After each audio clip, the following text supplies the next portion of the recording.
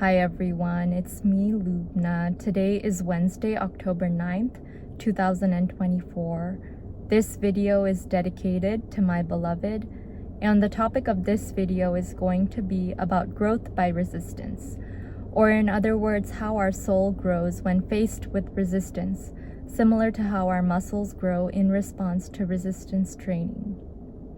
So to illustrate that topic, I wanted to share a journal entry that I wrote today in this journal, which I actually started writing in a few days ago, and I think it's very beautiful. It has an illustration of the tree of life on both the front and the back covers. So first, I'm going to go ahead and show you the journal entry that I wrote today. So this is my journal entry, and I'll read that aloud to you now. Here it goes. Wednesday, October 9th, 2024. Yesterday, I was listening to an audiobook titled In Spite of Everything by Robert A. Russell, and I heard the following lines which captured my attention. It is very easy after one has made many demonstrations in prayer to fall back into slipshod ways of materialistic thinking and living. It is easy to forget that continued success in prayer requires daily discipline of the mind. The soul grows through exercise, just as the muscles do. It fails from lack of use. It grows on resistance. These lines reminded me of something I read in Henry Drummond's well-loved classic, The Greatest Thing in the World. What makes a man a good golfer? Practice.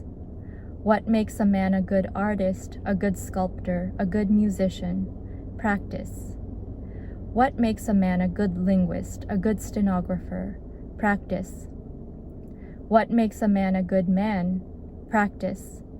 Nothing else. We do not get the soul in different ways under different laws from those in which we get the body and the mind. If a man does not exercise his arm, he develops no biceps muscle.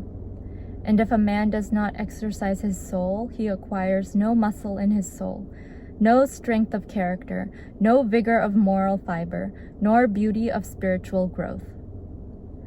I love this analogy of the soul as a part of us that grows on resistance. I thought about it as I was working out this morning. It helps me to view my personal difficulties in a more positive light. They are not burdens, but blessings. The greatest personal difficulty that I am facing right now is dealing with the sequelae of the unexpected termination of my progress toward a doctorate in osteopathic medicine after 3 years of honest, unrelenting effort. If I were to reframe this seemingly insurmountable bottleneck as a blessing, I would say that it has strengthened my soul.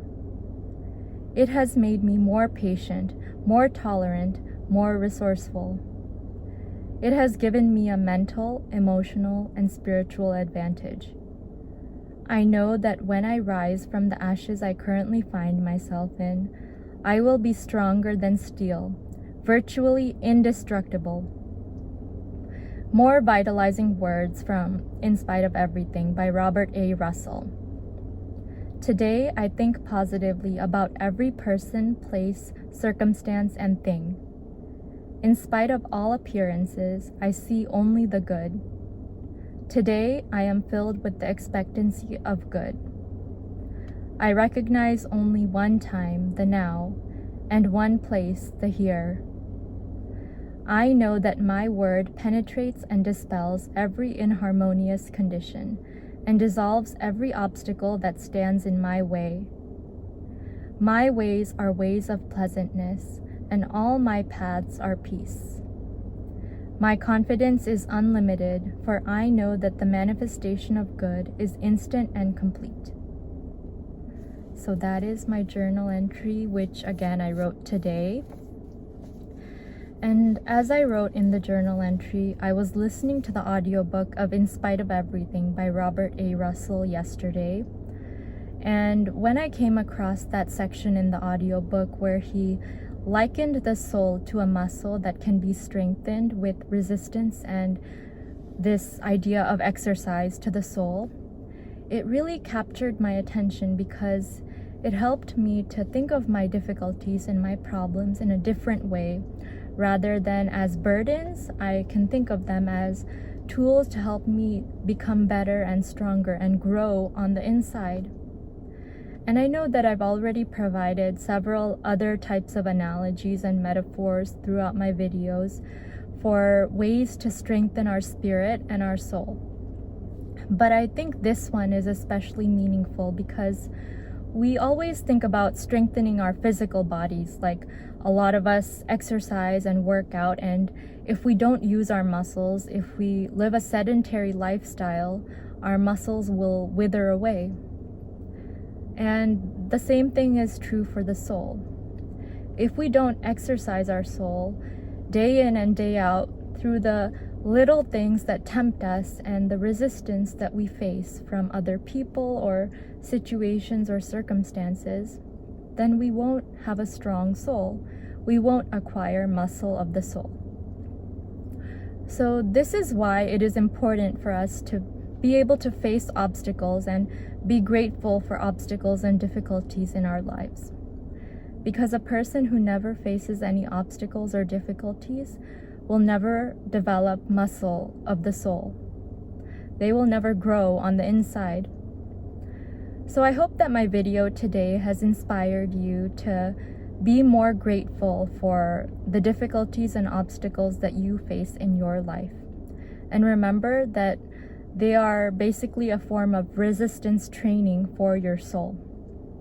And with every temptation, with every difficulty, with every setback, your soul grows and grows and grows. And I hope that this analogy helps you to reframe your life in a different way and all of the problems that you might face, big or small, in a different way. Thank you so much for taking the time to listen to my video today.